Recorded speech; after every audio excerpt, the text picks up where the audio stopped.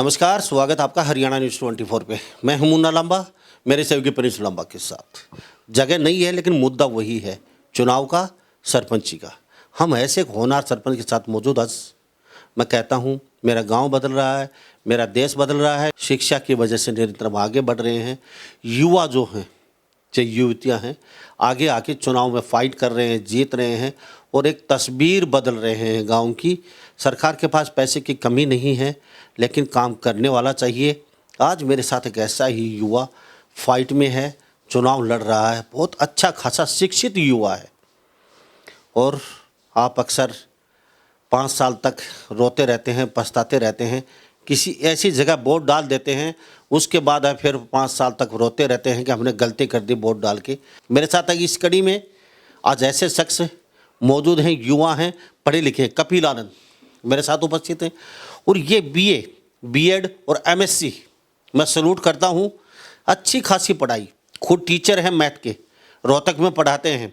आंवल गांव में मौजूद हूँ, कलानौर विधानसभा, हरियाणा राज्य, जिला रोहतक में। क्या टीस हुई, क्यों, क्या चाहता है ये, किस लिए गांव के लिए ये फाइट कर रहा है चुनाव को। कपिल आनंद जी, आपका हरियाणा न्यूज़ 24 पे बहुत बहुत स्वागत। धन्यवाद लामा। कपिल जी, आपने धन्यवाद किया, थैंक यू। लेकिन सबसे पहले यह जानना चाहता हूँ, बीए, बीएड और एमएससी, अच्छे खासे शिक्षक हैं, पढ़ाते हैं आप, फिर ये डर्टी पॉलिटिक्स में क्यों फंस गए, क्यों, क्या चाहते हो आप? लामा जी, सबसे पहले तो आपका धन्यवाद और आपके दर्शकों का जो हरियाणा न्यूज़ 24 देखते हैं उनको हमारी तरफ से नमस्कार।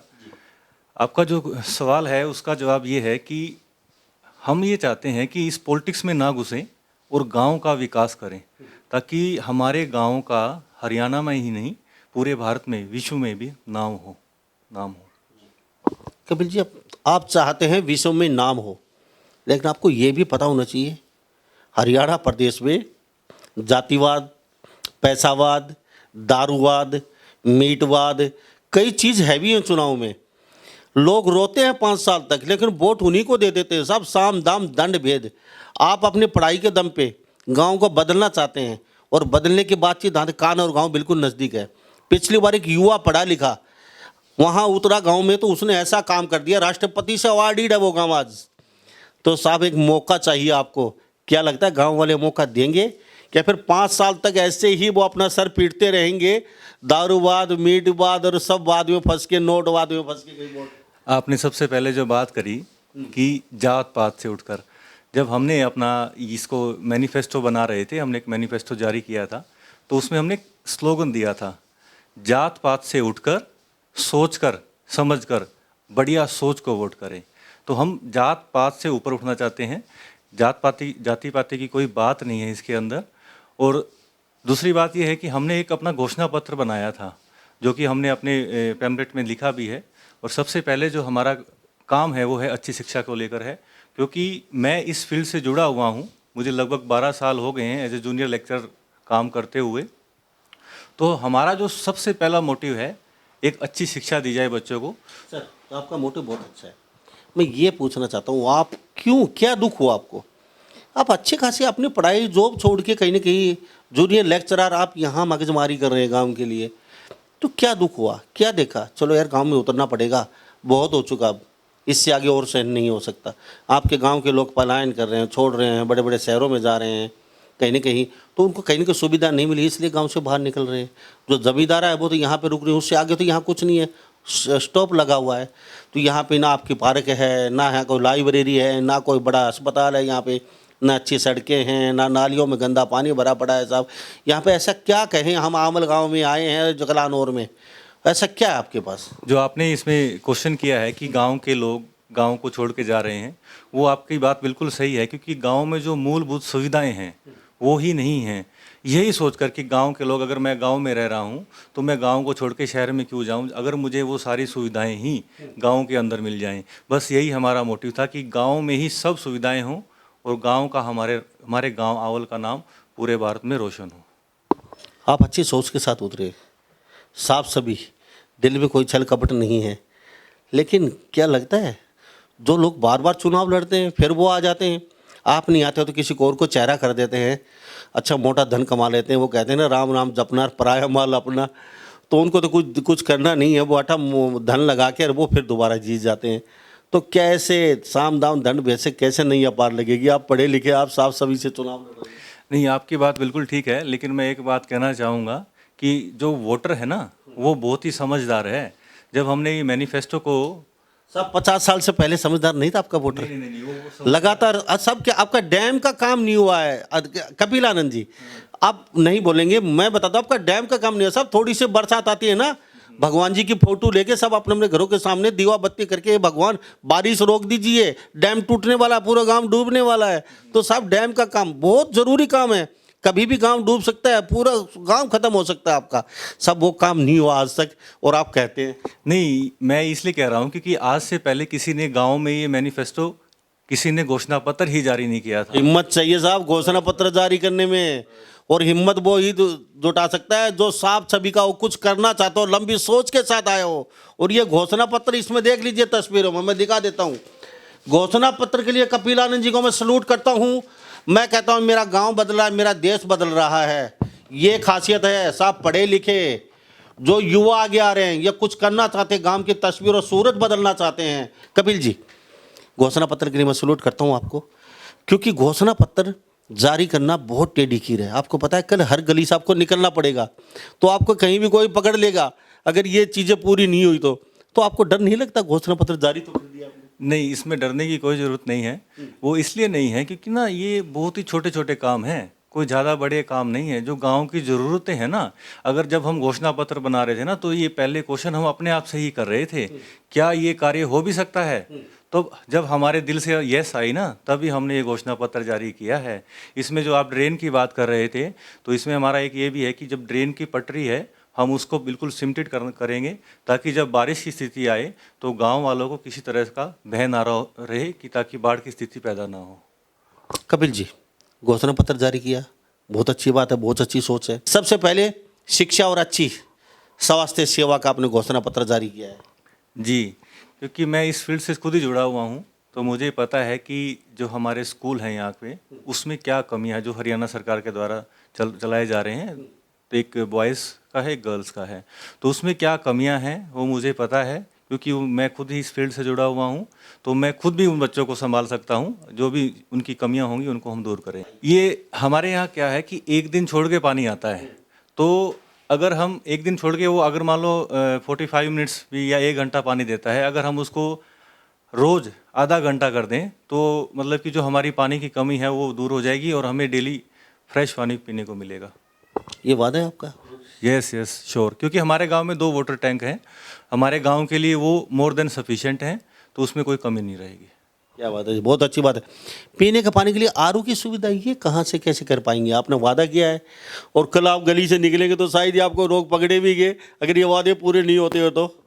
जो हमारे यहाँ सप्लाई का पानी आता है, वो उसमें थोड़ा पीने लायक नहीं है। वो मतलब यूज़ करने के लिए तो वो ठीक है, लेकिन हम उसको अगर पीते हैं तो हमें वो अलग से हैंडपम्प से लेके आना पड़ता है। हर घर में यही समस्या है। अब हर कोई तो आरओ को घर पे अफोर्ड नहीं कर सकता, तो इसलिए हमने क्या किया है कि हम गांव में 2 आरओ लगाएंगे, ताकि जो पीने का पानी है उसकी कोई समस्या ना रहे, लोग वहाँ जाएं और वहाँ से पीने का पानी लेके आएँ। क्या बात है, गंदे पानी गांव से बाहर सबसे विकट समस्या है, और आपके यहाँ कल्याण और हर गांव की ये विकट समस्या बनी हुई है। क्या बात है, कैसे करेंगे? हाँ, ये हमारा एक सिस्टम बना हुआ है, उसमें कुछ खामियां ये हैं कि वो ब्लॉक हो रखे हैं, तो उनकी हम प्रॉपर सफाई कराएंगे time to time.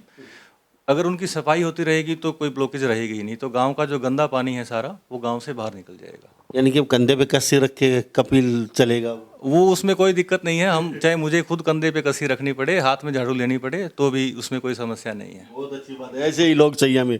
Door to door कूड़ा गाड़ी सेवा, ये मतलब अब तक तो हमने देखा नहीं है, और अब पहली प्री पार्टी डाल रहे हैं। शायद ये आपके खनौरी गांव से सीखा आपने कुछ? हाँ, बिल्कुल। ये पड़ोसी का फर्क तो असर तो पड़ता ही है ना, दूसरे पे, पड़ोसी पे ही। और वो भी पढ़े लिखे हैं। हाँ, बिल्कुल। हमारे साथ का गांव है, उसमें ये सब काम हुए हैं। इसमें 2 पॉइंट्स हैं। एक तो है डोर टू डोर गाड़ी सेवा, कूड़ा गाड़ी सेवा, और एक है रोजाना गलियों की सफाई। हम क्या करेंगे कि गलियों की सफाई हम रोज करवाएंगे, और इसमें जो हम एक गाड़ी लगाएंगे, एक या जो भी जिस तरह से गाँव की जरूरत होगी उस तरह से हम गाड़ी लगाएंगे। तो उसका एक शेड्यूल होगा कि किस टाइम पे गाड़ी आएगी। जैसे नगर पालिका में अक्सर आती है, तो वो हर घर से कूड़ा लेगी। एक सूखा और एक गीली। जी जी बिल्कुल, सूखा कूड़ा और गीला कूड़ा दोनों तरफ, दोनों पक्ष। सब घर के बाहर रखेंगे तब? बिल्कुल बिल्कुल बिल्कुल, घर के बाहर रखेंगे और वहाँ से वो गाड़ी उठा के ले जाएगी। जी, क्या बात है। अच्छा, ये रोजाना गलियों की सफाई ये तो हो ही गया है, सफाई तो आजकल कर्मचारी हमें दिखाई नहीं देते, सफाई कहाँ गुम हो गई है। नहीं नहीं, बिल्कुल दिखाई देंगे, ऐसी कोई बात नहीं है, उनसे कोई काम करवाने वाला चाहिए, सब कुछ सारे काम होंगे। जी, होनहार ग्रामीण सम्मान ये क्या है, मतलब जो होनहार ग्रामीण सम्मान का मतलब? इसका मतलब ये है कि जो हमारे गांव में टैलेंट हैं, जो बाहर निकल के नहीं आ रहा है, अगर मान लो कुछ ऐसे हमारे यहाँ पहले हुआ है कि जो बच्चे बाहर नेशनल लेवल पे भी खेल के आए हैं, तो हम उसको बढ़ावा देना चाहते हैं, चाहे वो स्पोर्ट्स में हो, चाहे एजुकेशन में हो, चाहे किसी भी फील्ड में क्यों ना हो। तो उसके लिए एक हम पुरस्कार निर्धारित करेंगे कि उनको एक सम्मान दिया जाए, ताकि इससे और बच्चों को भी प्रेरणा मिले और वो भी अपने खेल में या एजुकेशन में बहुत आगे बढ़ सके।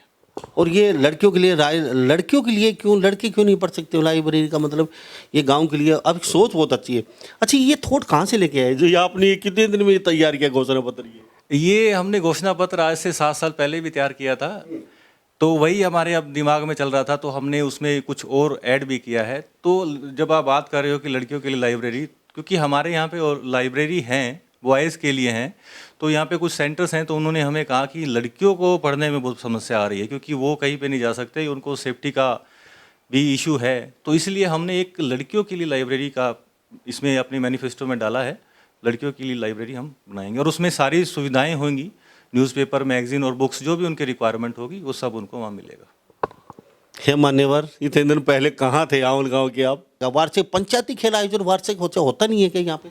नहीं, अब वार्षिक पंचायती खेल आयोजन ऐसा कुछ होता नहीं यहाँ पे, पर्सनली कोई लोग, गांव के लोग इकट्ठा होकर करवा देते हैं, तो उसमें पंचायत का अपना सहयोग रहेगा, तो पंचायत ही उसको करवाएगी।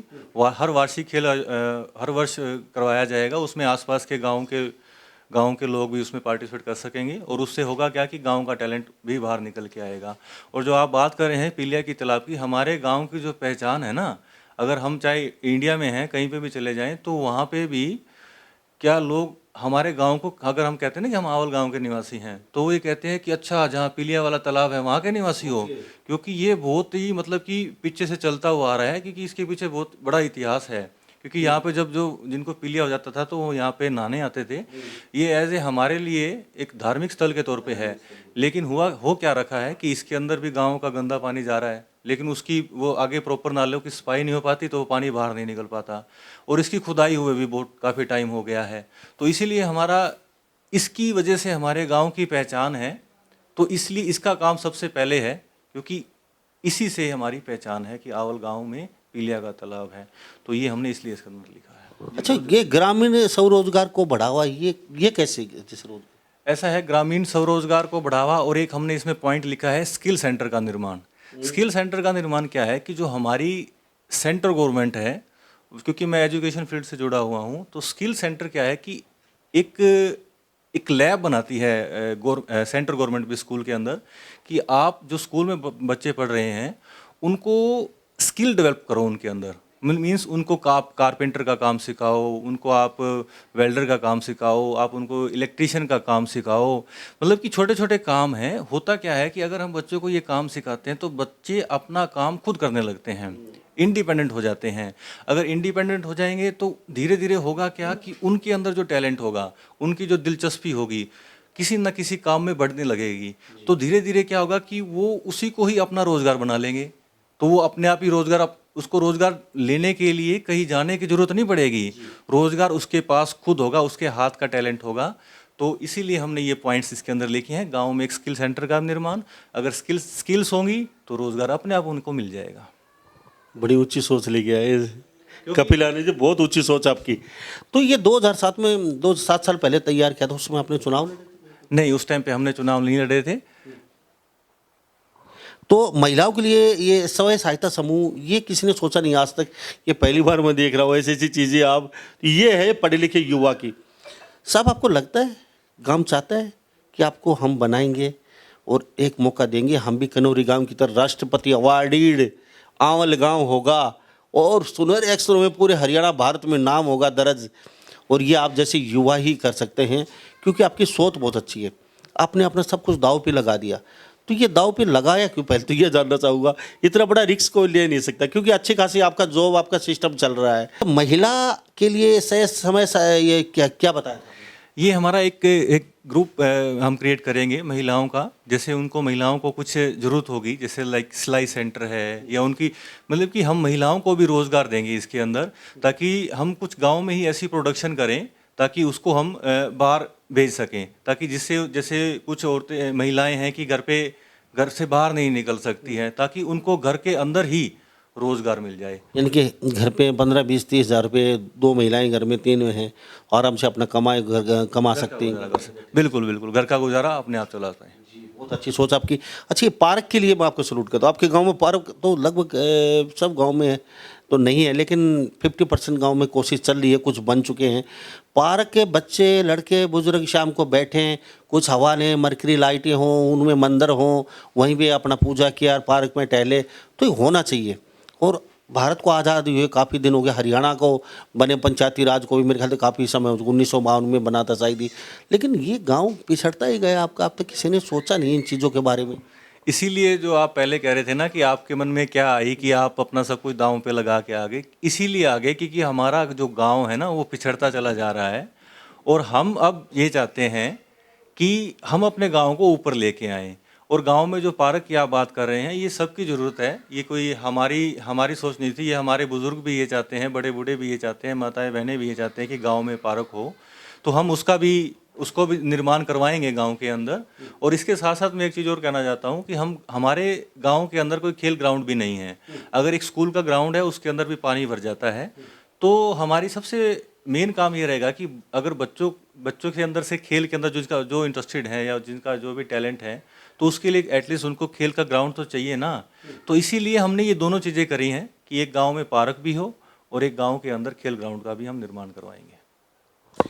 कपिल जी, ये थॉट कहाँ से आई आपकी? क्या काफ़ी दुख था आपके दिल में, कोई गांव के लिए कुछ करना है, अब उतरना पड़ेगा, तो आपने सब कुछ छोड़ छाड़ के और गांव में उतरना पड़ा, दुख सताया आपको।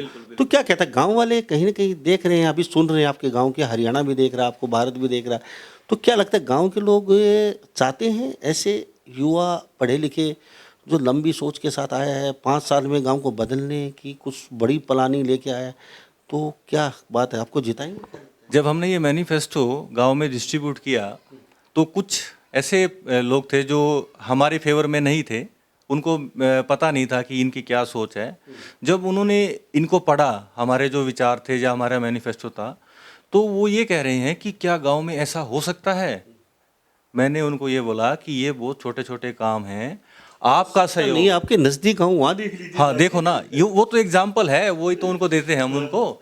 तो मैंने कहा अगर आपका साथ, देखो हम अपने बड़ों को, बुजुर्गों को नहीं छोड़ रहे, उनका हमें आशीर्वाद चाहिए, उनका सहयोग चाहिए और युवा सोच चाहिए। बड़े बुजुर्ग, इस बात पे दोबारा लौटता हूँ, मैं पूछूंगा, आपने बड़े बुजुर्गों की बात लेके आए, जैसे अभी चुनाव आप जीत जाते हैं, चलो, और आप सरपंच बन जाते हैं भगवान की दया से, और आप बनते ही काम शुरू करेंगे, तो आज से पहले एक प्री पार्टी रही है, जो पीछे सरपंच रहे हैं वो या तो इतने पढ़े लिखे नहीं हुए, 10वीं 12वीं तक सीमित रह जाते थे, तो अब अच्छे खासे पढ़े लिखे आ रहे हैं। तो जो हारे हुए जो लोग हैं, जो पुराने जो लोग हैं सरपंच रह चुके, उनको वो कहीं ना कहीं नज़दीक नहीं पटकने देते, उनको साथ लेके नहीं चलते, उनको कुछ न कुछ उनके थॉट, उनके विचार नहीं लेते। तो आपका भी वही पटरी पैटर्न रहेगा, या आप उनको सबको साथ लेके उनके सलाह ले लेके आगे सारे काम करेंगे, शायद ही उनके विचार कोई अच्छा निकल आए? नहीं, ऐसा है, जो मेरी जो सोच है वो ये है कि हमारे जो बड़े बूढ़े हैं उनका अनुभव वो हमें ज़रूर चाहिए है। उनके अनुभव और युवा सोच जब दोनों मिलेंगे तभी ये संभव हो पाएगा। जो आने वाले सरपंच हैं उनको भी साथ में? बिल्कुल बिल्कुल, इसमें हम, क्योंकि गांव है, छोटा सा हमारा गांव है, कोई ज़्यादा बड़ा गांव नहीं है, चाहे कोई हारे या कोई जीते, क्योंकि जो गांव का भाईचारा है वो नहीं बिगड़ना चाहिए, उसमें हम बिल्कुल भी कॉम्प्रोमाइज़ नहीं करेंगे। अच्छा, आपका चुनाव निशान? हमारा चुनाव निशान है साइकिल का निशान। क्या बात है, पूरे गांव आवल को साइकिल की सवारी करवा रहे हो? हाँ, पूरे गाँव। अच्छा, ये बेल्ट जो ईवीएम है उसमें कितने नंबर पे आपका? फर्स्ट नंबर पे है, ईवीएम पे पहले नंबर पे है साइकिल का निशान। साइकिल के निशान, और पहले नंबर पे टी दे बटन दबेगा, और इनको वो तो आपकी सोच है, जिताएं ना जिताएं। अच्छा, मुझे चलते चलते ये बताइए, वादे बहुत करते हैं सरपंच, घुमा फिरा के बड़े बड़े लच्छेदार सपने दिखा देते हैं लोगों को। और वो कुर्सी मिलने के बाद 5 साल के बाद सरपंच घर पे अंदर बैठा है और वो बाहर से ही आवाज़ आती है, वो तो बाजार गए हैं, सरपंच नहीं है, वो तो बाजार में गए हैं। और वो आराम से अंदर सो रहा है, टीवी देख रहा है। अब गांव वाले झक मारते फिरते रहते हैं छोटे छोटे साइनों के लिए, छोटे छोटे काम के लिए। तो ऐसा तो नहीं है कि कपिल आनंद भी वो इसी पैटर्न पे कहीं बाहर से मम्मी आवाज़ देते, नहीं है वो तो बाहर गए। नहीं, आप जो बात कह रहे हैं वो बिल्कुल ठीक कह रहे हैं। एक्चुअली में क्या है कि ऐसे वादे पहले किसी ने किए ही नहीं है। गांव पंचायत लेवल पे ऐसे वादे आज तक कभी किसी ने नहीं किए। जब मैं सारा कुछ अपना दांव पे लगा के ये चीज़ें कह रहा हूँ तो ये गांव के सहयोग से और युवा सोच से संभव जरूर होगी। तो ऐसा तो नहीं है 5 साल के बाद कपिल आनंद के पास ये बड़ी बड़ी जो आपके हवेली, इतना अच्छा घर है, इसके 4 गुना और मिले, वो कहीं नहीं धन आए, वो अपनी जेब में जैसे चलता रहे। नहीं, इसका आपको 6 महीने के अंदर ही, अगर ऊपर वाले की मर्जी हुई तो आपको 6 महीने के अंदर ही पता लग जाएगा कि गांव के लोगों की अपनी हवेलियां होंगी क्या हमारी होंगी। ये सब देख रहे हैं लोग। ये खबर भी जब तक रहेगी तो आप वादा करते हैं लोगों के सामने कि 6 महीने के बाद हम, यानी कि सरपंच बनते ही काम शुरू कर देंगे और 6 महीने के बाद हमारे काम शुरू हो जाएंगे धड़ाधड़। बिल्कुल बिल्कुल, ये मैं आप सबसे, आपके चैनल के माध्यम से सबको ये वादा करता हूँ कि सारे काम होंगे। बट एक कंडीशन ये है कि उसमें हमें गांव वालों का सहयोग चाहिए। अगर हमारे घर के जो नल है, जो टैप है, अगर वो खुली है और पानी चल रहा है और वो ऐसे ही खिंड रहा है तो उसमें केवल एक सरपंच कुछ नहीं कर सकता। उसके लिए लोगों को खुद जागरूक भी होना पड़ेगा। जब तक लोग खुद जागरूक नहीं होंगे, जब तक उस टैप को खुद बंद नहीं करेंगे, तो कोई सरपंच जाके घर पे टैप बंद नहीं कर सकता। उनको खुद समझदार होना बहुत ज़रूरी है। बहुत अच्छी सोच है, बड़ी अच्छी आपकी प्लानिंग है और शायद ही गांव के लोग सुन रहे हैं, देख रहे हैं, सोच समझ के ही अपना वोट देंगे। तो चलते चलते गांव वालों को कुछ कहना चाहेंगे? कुछ गांव वालों को ये कहना चाहेंगे, आप किसी को मर्जी वोट दें, लेकिन एक बार उसके विचार, उसकी सोच, उसको देखें, सुने। अगर आपके घर कोई वोट मांगने आता है ना, तो उससे कम से कम ये तो ज़रूर पूछें कि भाई गांव के विकास में आप करोगे क्या। यहाँ पे वही जो ट्रेडिशनली चलता आ रहा है ना पहले, उसी को मत चलने दें। आपका हमें अनुभव चाहिए है और युवा सोच, जब दोनों मिलेंगी तब गांव का विकास अवश्य होगा। तो कपिल जी, आपसे बातचीत के हमें अच्छा लगा। बहुत अच्छे विचार हैं, अच्छे खासे पढ़े लिखे हैं। अपना जॉब दाव पे लगा के, अपना कैरियर दाव पे लगा के गांव में उतरे हैं, आंवल गांव में। और साइकिल का निशान है, एक नंबर पे इनका निशान है और अच्छे खुश नज़र आ रहे हैं और सब कुछ दाव पे लगा के गांव की तस्वीर सुधारना चाहते हैं। इनकी एक ललक है, दिल में एक बहुत उमंग है कि पड़ोसी गांव राष्ट्रपति से अवार्डेड हो सकता है, सबसे बेस्ट, सबसे सुंदर गांव में। तो क्यों ना हमारा आंवल गांव भी राष्ट्रपति से सम्मान पाए, क्यों आंवल गांव सबसे सुंदर, हरियाणा का सबसे बेस्ट गांव की श्रेणी में। तो ये आप पे निर्भर है, आप कैसा सरपंच चुनते हैं, ये आप पे छोड़ते हैं। पढ़े लिखे अच्छा युवा चाहिए या फिर आपको वो ही पुराना पैटर्न चाहिए? तो मैं फिर कहता हूँ, हमारा देश भी बदल रहा है, हमारा गांव भी बदल रहा है, लेकिन अच्छे खासे पढ़े लिखे जो युवा हैं वो आगे आ रहे हैं, अच्छे नई सोच के साथ, युवा जोश के साथ। तो सभी इन बातों के साथ मैं मुन्ना लांबा, मेरे सहयोगी प्रिंस लांबा के साथ, हरियाणा न्यूज़ 24। नमस्कार, जय हिंद।